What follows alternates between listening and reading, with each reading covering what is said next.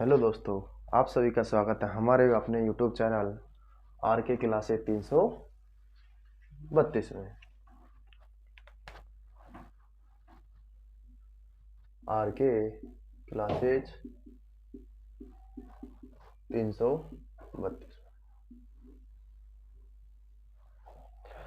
हमने जो साइंस की पिछली क्लास हुई थी हमारी, उसमें हमने त्वरण के बारे में जान लिया था कि भाई त्वरण क्या होता है, उसका मात्रक क्या होता है, विमाएँ क्या होती है। ठीक है, आज हम बात करते हैं गुरुत्वीय त्वरण की। किसकी? गुरुत्वीय त्वरण की, कि भाई गुरुत्वीय त्वरण क्या होता है। तो गुरुत्वीय त्वरण क्या होता है दोस्तों, अगर किसी वस्तु की जो ऊर्ध्वाधर गति है, यानी कोई वस्तु गति कर रही है और वो कौन सी दिशा में गति कर रही है, ऊर्ध्वाधर दिशा में गति कर रही है। और ऊर्ध्वाधर दिशा में कहाँ पे? गुरुत्वीय क्षेत्र में। कहाँ पे? गुरुत्वीय क्षेत्र में। तो उस पर एक बल कार्य करता है। क्या करता है? एक बल कार्य करता है। उस बल को कौन सा बल कहते हैं? गुरुत्वीय बल कार्य करता है, जिसके कारण उसमें त्वरण उत्पन्न हो जाता है। क्या हो जाता है? त्वरण उत्पन्न हो जाता है। उसे ही क्या कहते हैं? गुरुत्वीय त्वरण कहते हैं। क्या कहते हैं? गुरुत्वीय त्वरण कहते हैं। जैसे मैं लिख देता हूं आपको,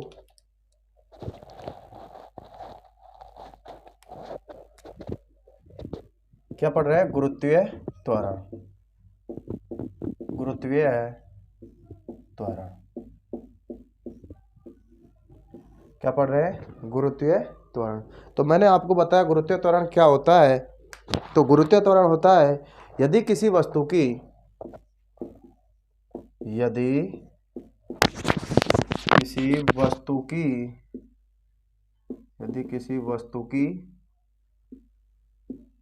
गति ऊर्ध्वाधर दिशा में गुरुत्वीय क्षेत्र में होती है। गुरुत्वीय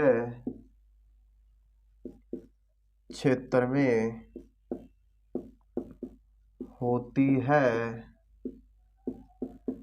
तो उस पर गुरुत्वीय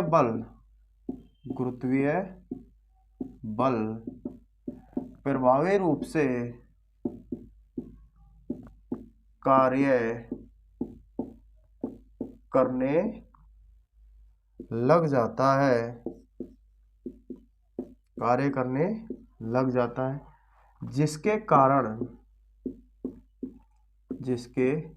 कारण वस्तु में त्वरण उत्पन्न हो जाता है। जिसके कारण वस्तु में त्वरण उत्पन्न हो जाता है, उसे ही गुरुत्वीय त्वरण कहते हैं। क्या कहते हैं? गुरुत्वीय त्वरण कहते हैं। कहने का मतलब दोस्तों यह है, अपने पास कोई वस्तु है, ऊर्ध्वाधर दिशा कौन सी होगा? यानी ऊपर की ओर, यानी जो ऊपर की ओर गति होती है। ठीक है, अगर वो कहाँ पे? गुरुत्वीय क्षेत्र में, यानी जहाँ पे अपना जो गुरुत्वीय बल लगता है वो गुरुत्वीय क्षेत्र होता है वहां पे। तो उस पर क्या बल, कौन सा बल कार्य करता है? गुरुत्वीय बल कार्य कर रहा है। तो जिसके कारण क्या हो जाता है? वस्तु में क्या उत्पन्न हो जाता है? त्वरण उत्पन्न हो जाता है, और उसे क्या कहते हैं? गुरुत्वीय त्वरण कहते हैं।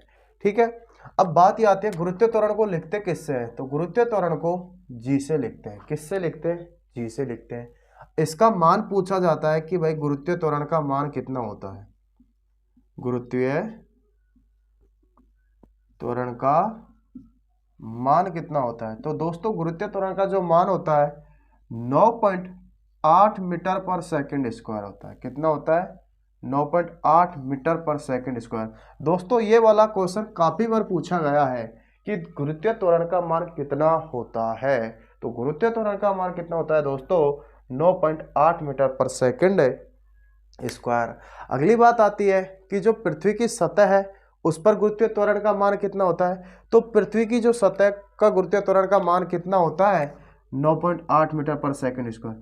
आपसे चाहे गुरुत्वीय त्वरण का मान पूछे तो भी क्या बताना है? 9.8 मीटर पर सेकंड स्क्वायर।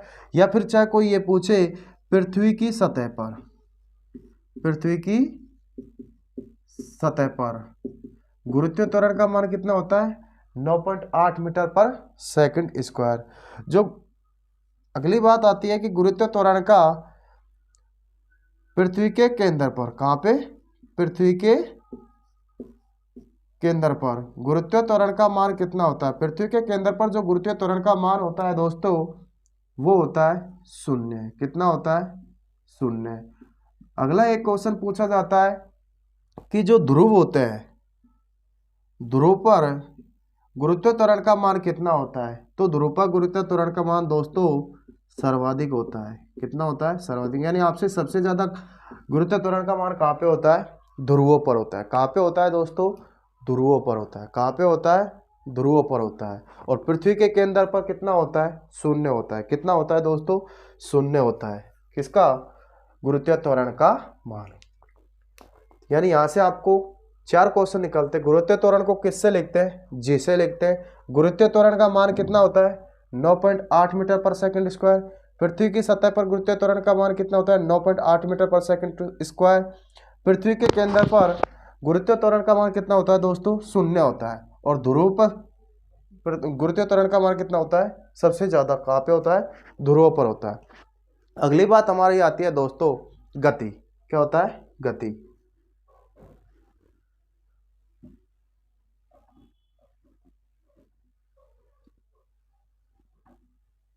दोस्तों हम इतना कवर करेंगे साइंस को, आप चाहे कोई सा भी एग्जाम दे लेना। आप चाहे कोई सा भी एग्जाम दे लेना, चाहे वो एसएससी हो, रेलवे हो, बैंकिंग हो, चाहे अपने राजस्थान हो, यानी स्टेट के लिए, कोई से भी स्टेट के लिए हो जिसमें साइंस आती है, उसमें आप कोई सा भी एग्जाम दे लेना, एक भी क्वेश्चन बाहर नहीं जाएगा। ये हमारा आपसे दावा है। अगला लेते हैं हम किसको? अगला है गति, मोशन। क्या है टॉपिक हमारा? गति। क्या है? गति। अब दोस्तों गति क्या होती है?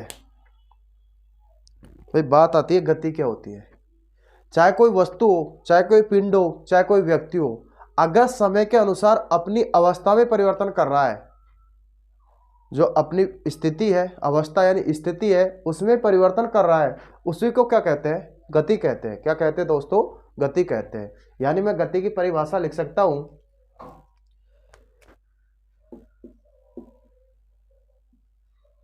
यदि कोई वस्तु या पिंड या व्यक्ति अपने समय के अनुसार, यदि कोई वस्तु, पिंड, व्यक्ति अपने समय के अनुसार स्थिति में परिवर्तन कर रहा हो, अपने समय के अनुसार स्थिति में परिवर्तन कर रहा हो, स्थिति में परिवर्तन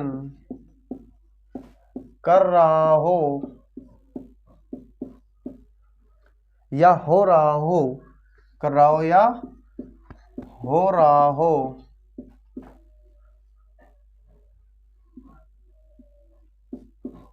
उसे गति कहते हैं। क्या कहते हैं? गति कहते हैं। क्या कहते हैं दोस्तों? गति कहते हैं। बात मैंने क्या बोला? यदि कोई वस्तु हो, चाहे कोई पिंड हो, वस्तु हो चाहे कोई पिंड हो, अपने समय के सापेक्ष, अपने यानी समय के अनुसार अपनी स्थिति में भी परिवर्तन कर रहा हो, क्या कहलाता है? समय के अनुसार अपनी स्थिति में परिवर्तन कर रहा हो, क्या कहलाता है? या परिवर्तन हो रहा हो, उसे क्या कहते हैं? मोशन कहते हैं, यानी गति कहते हैं। क्या कहते हैं? गति कहते हैं। अब बात ये आती है कि गति के कितने प्रकार होते हैं? गति 3 प्रकार की होती है। गति के कितने प्रकार होते हैं? 3। पहला देखना दोस्तों, पहला है पथ के आधार पर गति। कौन सा है? पथ के आधार, वो हाँ, पहला, दूसरा, तीसरा।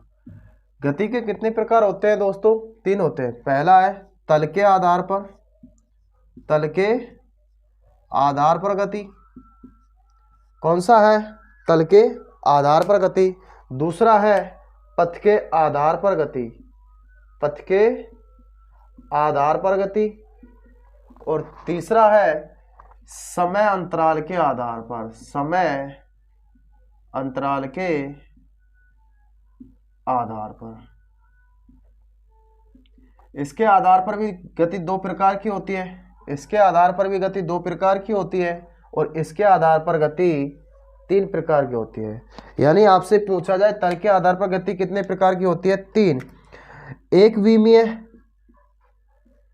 एक विमीय, यह जिसको बोलते हैं 1D। द्विविमीय, द्विविमीय गति जिसको बोलते हैं 2D। त्रिविमीय गति, त्रिविमीय गति जिसको बोलते हैं 3D।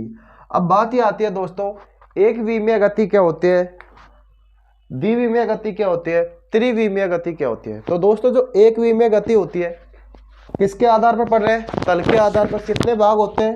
तीन होते हैं, एक विमीय, द्विविमीय, त्रिविमीय। एक विमीय गति वो होती है दोस्तों जो एक ही तल में हो।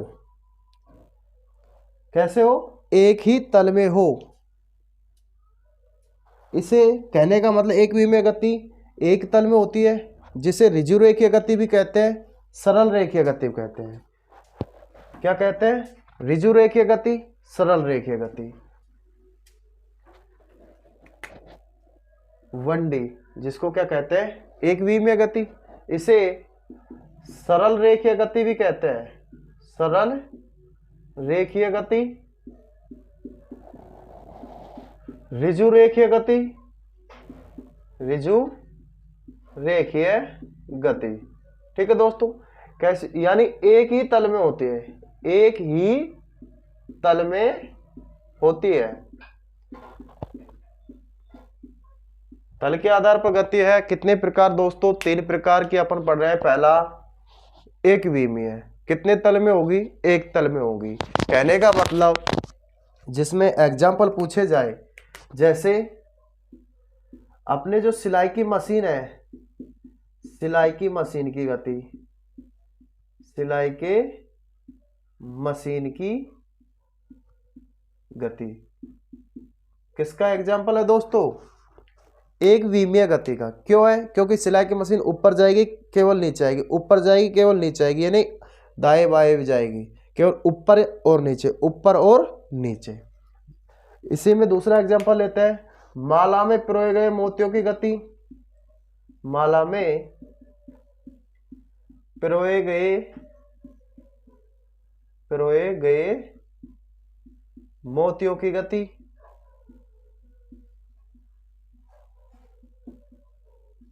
या अगला एग्जांपल ले, बिना मुड़े वाहन की गति। ठीक है दोस्तों। 2D में क्या आता है? बात करते हैं अगला 2D की।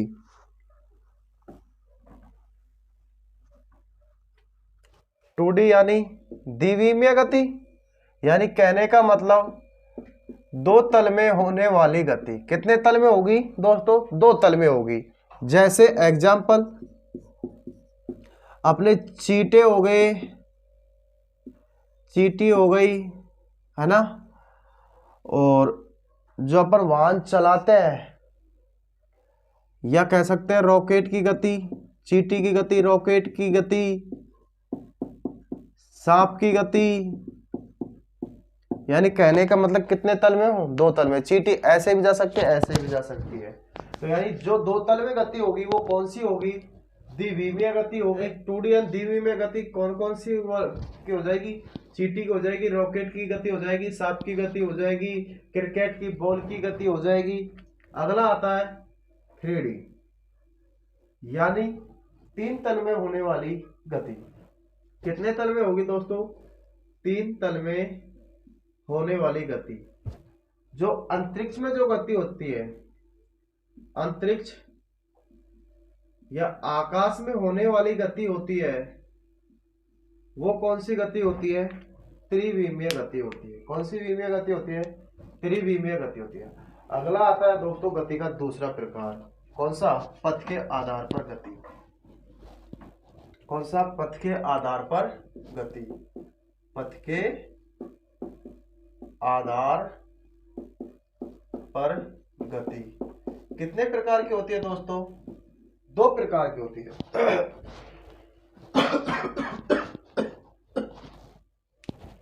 एक तो होता है दोस्तों रेखीय गति और दूसरी होती है घूर्णन गति। कौन सी होती है? घूर्णन गति। अगला आता है दोस्तों पथ के आधार पर हो गई, तल के आधार पर हो गई। तीसरा कौन सा बचा? समय अंतराल के आधार पर। समय अंतराल के आधार पर गति। समय अंतराल के आधार पर गति। अंतराल के आधार पर गति ये कितने प्रकार की होती है? ये भी कितने प्रकार की होती है दोस्तों? 2 प्रकार की होती है। कितने प्रकार की होती है? 2 प्रकार की होती है। एक तो इसमें आता है दोस्तों आवर्ती गति। कौन सा आता है? आवर्ती गति। और दूसरा आता है अनावर्ती गति। अनावर्ती गति। ठीक है दोस्तों, यानी पथ के आधार पर हो गई, तल के आधार पर हो गई और समय अंतराल के आधार पर। गति के कितने टाइप हो गए? 3 टाइप। अगली बात देखते हैं हम गति के समीकरण, जो यहां से रेलवे में क्वेश्चन उठते हैं गति के समीकरण से। गति के समीकरण, गति के समीकरण। अब बात ये आती है दोस्तों, गति एक कहने का मतलब एक तो कोई वस्तु यहां से इधर की ओर जाएगी, यानी इस बिंदु से इस बिंदु की ओर जाएगी, तो इसको तो बोलते हैं क्षैतिज। क्या बोलते हैं? क्षैतिज। और अगर कोई वस्तु यहां से ऊपर की ओर जा रही है या ऊपर से नीचे की ओर आ रही है, तो इसको बोलते हैं उदग्गर या ऊर्ध्वाधर। ठीक है दोस्तों, अब बात आती है मैं इनके समीकरण, भाई इनके समीकरण अलग हो गए। अब यहां पे डाल देता हूं इसके भाग, यानी एक भाग तो हो गया क्षैतिज। कौन सा हो गया दोस्तों? क्षैतिज। दूसरा भाग हो गया उदग्गर। इसमें भी इसके कितने भाग हो गए? 2 भाग हो गए। कितने हो गए? 2। एक तो हो गया नीचे से ऊपर, नीचे से ऊपर। दूसरा हो गया ऊपर से नीचे, ऊपर से नीचे। बस इतना फर्क रहेगा दोस्तों, वो अभी जस्ट आपको पता लग जाएगा। पहले जो गति के समीकरण होते हैं क्षैतिज के देखते हैं। किसके देखते हैं? क्षैतिज के देखते हैं। तो पहला होगा वो होगा दोस्तों v बराबर u प्लस AT। क्या होगा? v बराबर u प्लस AT। दूसरा समीकरण होगा दोस्तों s बराबर ut प्लस 1/2 AT का स्क्वायर। तीसरा होगा दोस्तों v का स्क्वायर बराबर u का स्क्वायर प्लस 2AT। ये तो किसके लिए होंगे दोस्तों? ये तो होंगे क्षैतिज के लिए। किसके लिए होंगे? क्षैतिज के। सॉरी दोस्तों, ये ऐसा आएगा। क्या आएगा? ऐसा आएगा। अब बात आती है नीचे से ऊपर की, ऊपर से नीचे की। दोस्तों ध्यान रखना, यहाँ पे जो ए आया है ये किसको ज्ञात कर रहा है? त्वरण को। वी किसको ज्ञात करता है? अंतिम वेग को। अंतिम वेग। यू किसको? प्रारंभिक वेग को। और टी किसको? समय को। एस किसको? विस्थापन को।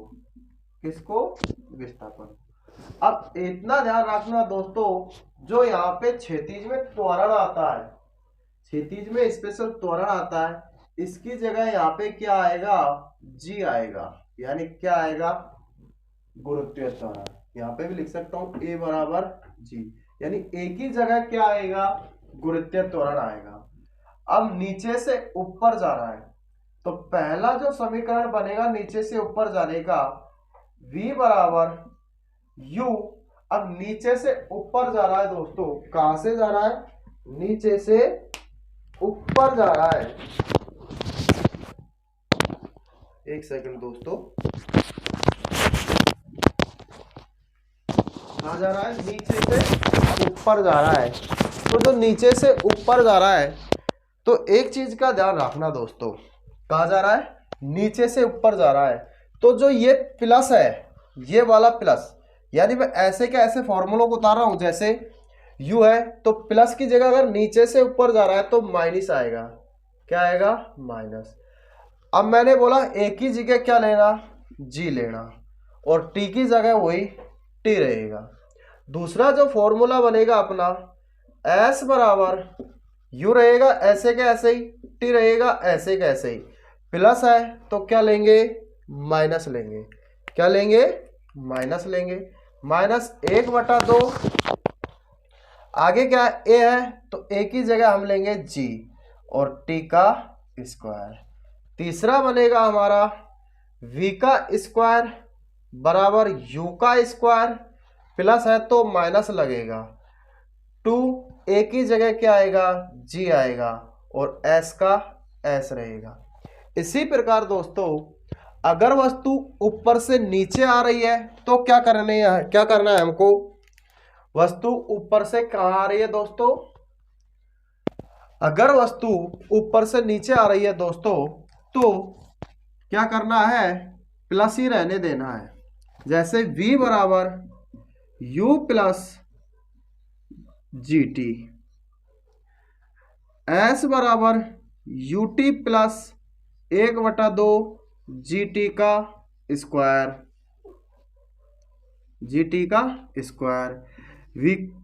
v का स्क्वायर बराबर u का स्क्वायर प्लस 2gs दोस्तों। ठीक है दोस्तों,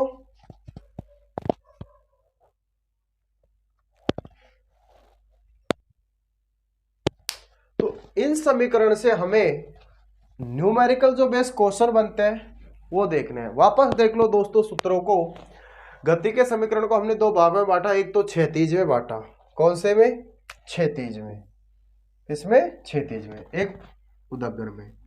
अब क्षैतिज में जो पहला समीकरण हुआ v बराबर u प्लस at का at, दूसरा हुआ s बराबर